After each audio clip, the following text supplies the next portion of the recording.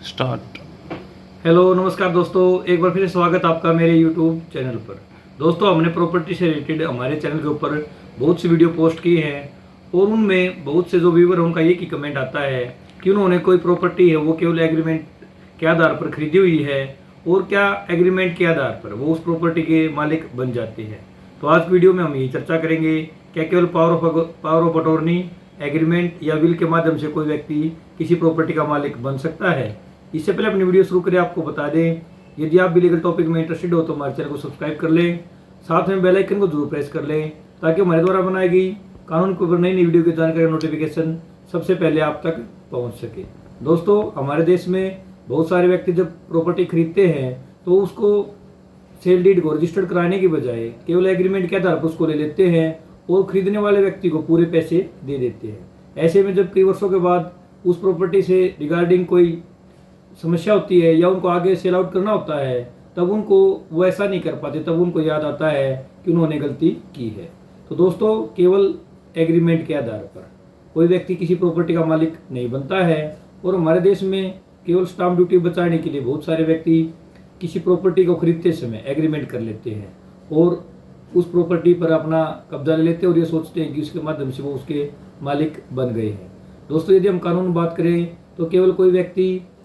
Agreement के आधार पर किसी प्रॉपर्टी का मालिक नहीं बनता, क्योंकि इंडियन रजिस्ट्रेशन एक्ट के अनुसार कोई भी प्रॉपर्टी जिसकी कीमत 100 रुपये से ज़्यादा है उसको केवल रजिस्टर्ड सेल डीड के माध्यम से ही आगे ट्रांसफर किया जा सकता है और आज के समय में कोई ऐसी प्रॉपर्टी नहीं है जिसकी कीमत 100 रुपये से ज़्यादा ना हो। तो ऐसे में कानून स्थिति स्पष्ट है कि कोई व्यक्ति जब किसी व्यक्ति प्रॉपर्टी का मालिक होता है तो या तो उस प्रॉपर्टी का वो टाइटल होल्डर होता है या उसने वो प्रॉपर्टी किसी टाइटल होल्डर से खरीदी हुई होती है। तो ऐसे में जब भी कोई व्यक्ति एग्रीमेंट के आधार पर कोई प्रॉपर्टी लेता है वो उसके आधार पर उसका मालिक नहीं बनता। इस समस्या से बचने के लिए कई व्यक्ति उस व्यक्ति के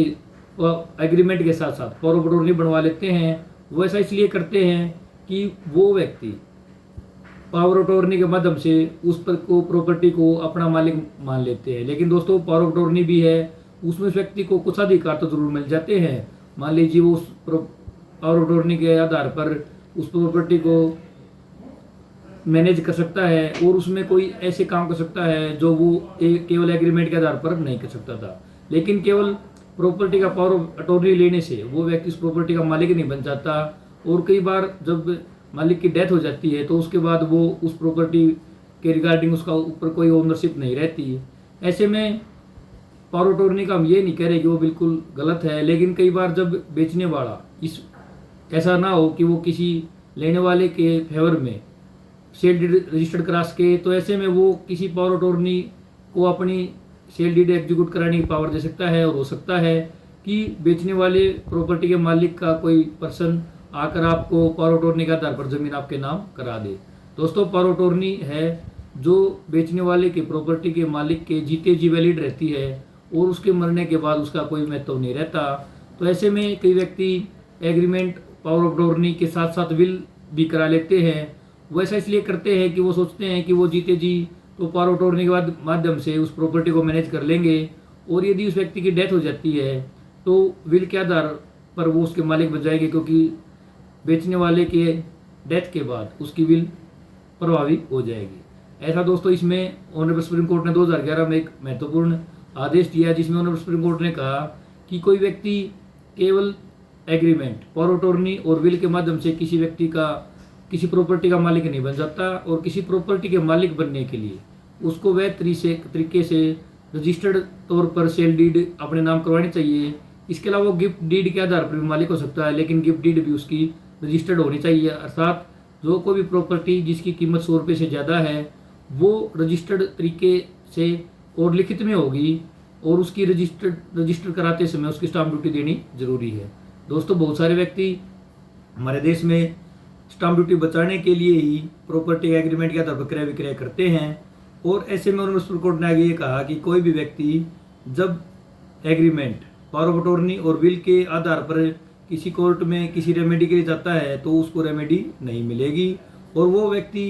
इन तीनों चीज़ों के आधार पर यदि नगर पालिका के रेवेन्यू रिकॉर्ड में या किसी अन्य जगह पर अपने आप को मालिक साबित करना चाहता है तो ऐसा भी नहीं कर पाएगा। दोस्तों, यहाँ पर हम क्लियर कर दें कि पावर ऑफ अटॉर्नी जो है वो बिल्कुल निष्प्रभावी नहीं है, लेकिन पावर ऑफ अटॉर्नी किसी व्यक्ति की जीते जी वैलिड रहती है। तो ऐसे में किसी व्यक्ति की डेथ के बाद पावर ऑफ अटॉर्नी का कोई माध्यम नहीं रहता। ऐसे में सुप्रीम कोर्ट ने ये क्लियर कर दिया है कि कोई व्यक्ति किसी प्रॉपर्टी का मालिक जो है वो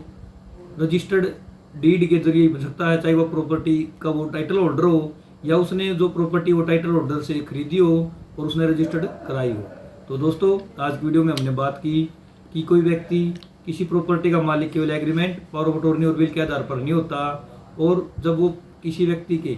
आप पावर ऑफ अटॉर्नी होते हो तो केवल आप उसकी प्रॉपर्टी को मैनेज कर सकते हो और उसके आधार पर आप